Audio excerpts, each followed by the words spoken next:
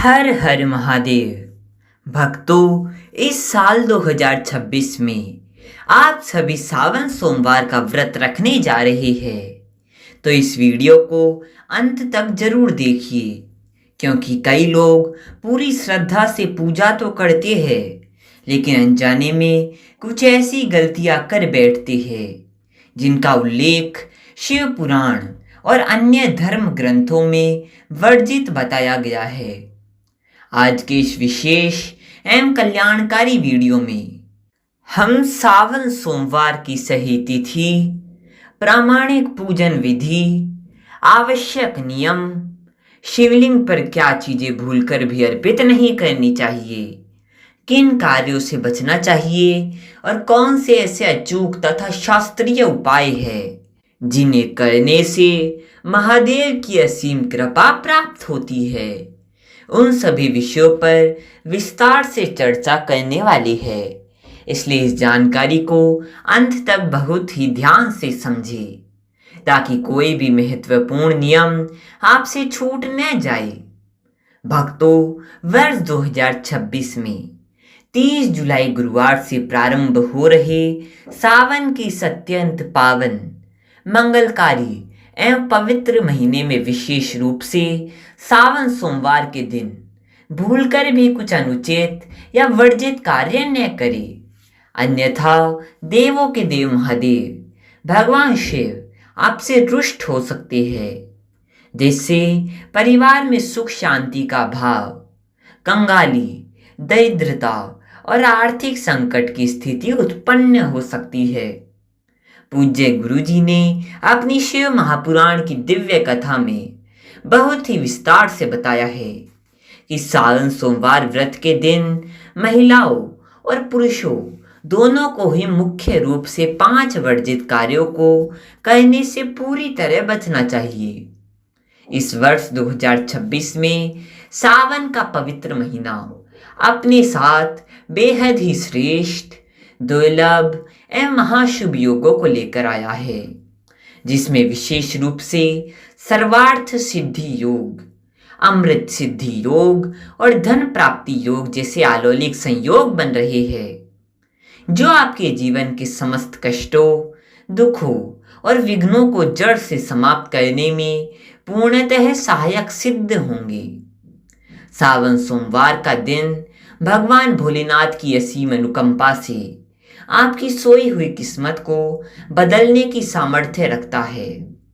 स्कंद पुराण और शिव पुराण के अनुसार सावन का यह संपूर्ण महीना स्वयं महादेव को अत्यंत प्रिय और पूर्णतः समर्पित है। यदि कोई भी व्यक्ति इस दौरान अनजाने में भी वर्जित गलतियां करता है, तो उसे जीवन में घोर निराशा, असफलता और आर्थिक तंगी का सामना करना पड़ सकता है। हमारे हिंदू सनातन धर्म में वर्ष के सभी व्रतों में सावन सोमवार के व्रतों को सबसे श्रेष्ठ, उत्तम और शीघ्र फल देने वाला माना गया है।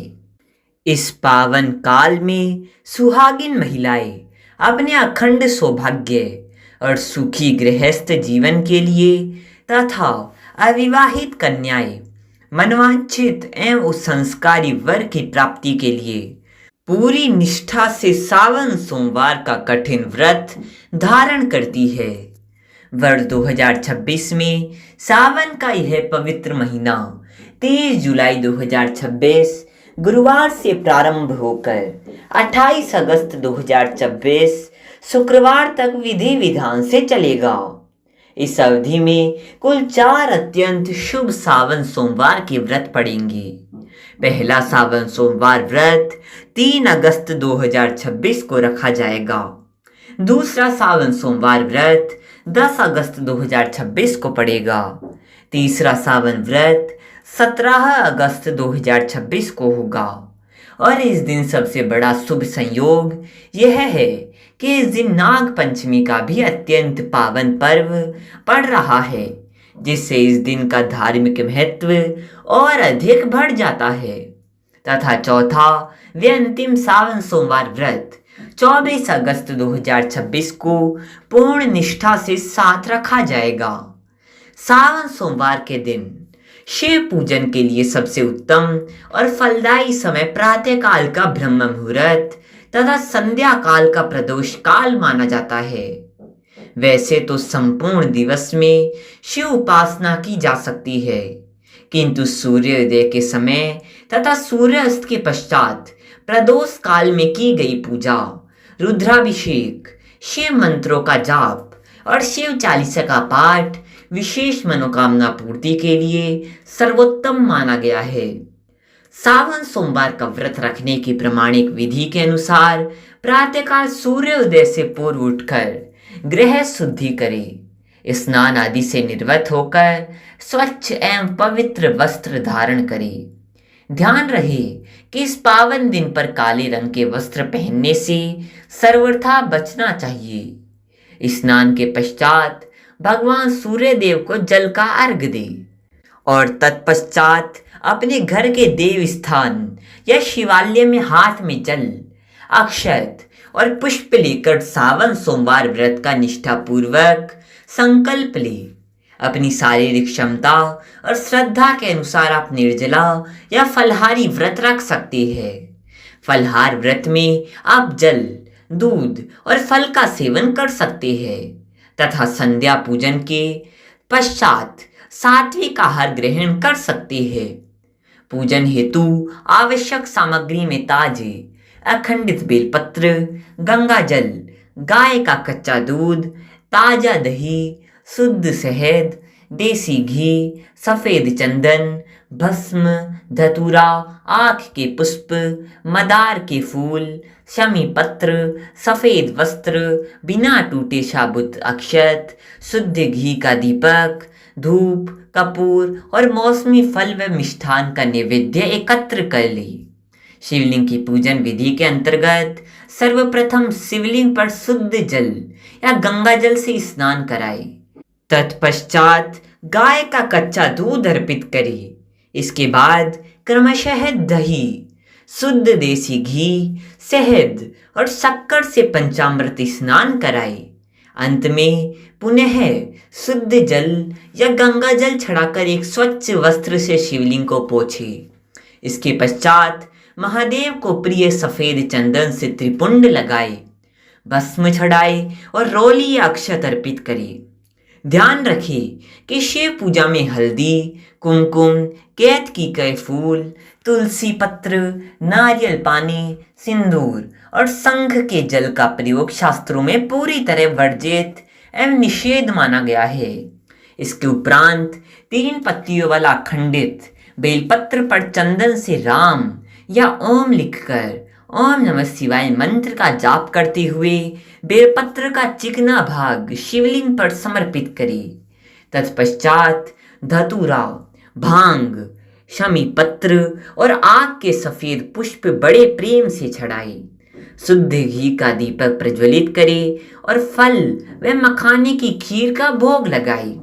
फिर शिवलिंग के समक्ष बैठकर शांत मन से ओम नमः शिवाय महामंत्र का कम से कम 108 बार जाप करे अथवा शिव चालीसा, शिव तांडव स्तोत्र या महामृत्युंजय मंत्र का पाठ करे।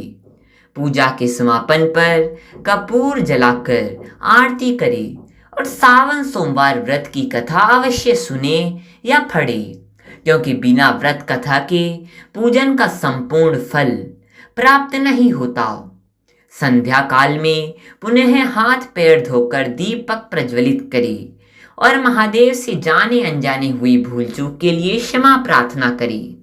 सावन के पूरे महीने में तामसिक भोजन जैसे मांस, मदिरा, शराब, अंडा, लहसुन और प्याज का सेवन पूरी तरह से वर्जित है, क्योंकि ऐसा करने से घर में नकारात्मक ऊर्जा और दरिद्रता का प्रवेश होता है। व्रत के दौरान किसी से असत्य न बोले, क्रोध न करे, किसी की निंदा न करे और मन में ईर्ष्या या द्वेष की भावना न रखे। इसके अलावा महिलाओं को खुले बालों से पूजन या तुलसी माता का अर्चन नहीं करना चाहिए।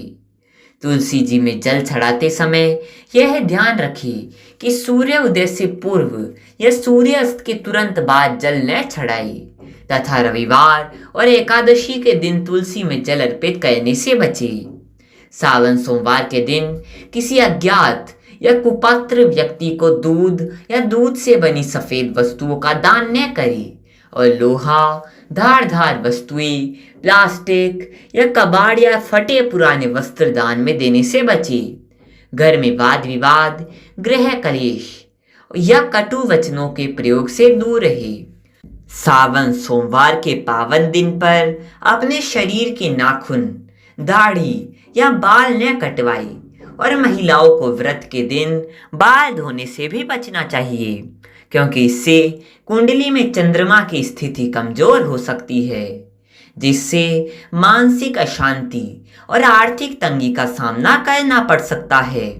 इस पावन महीने में यदि आप निश्चल और पवित्र अंतःकरण से भगवान भोलेनाथ की सेवा करते हैं तो महादेव की असीम अनुकंपा से जीवन की सभी बाधाएं दूर होती है, आरोग्य, समृद्धि, यश और शांति की प्राप्ति होती है तथा मनुष्य अपने जन्म जन्मांतर के पापों से मुक्त होकर अंत में परम गति को प्राप्त करता है। हर हर महादेव।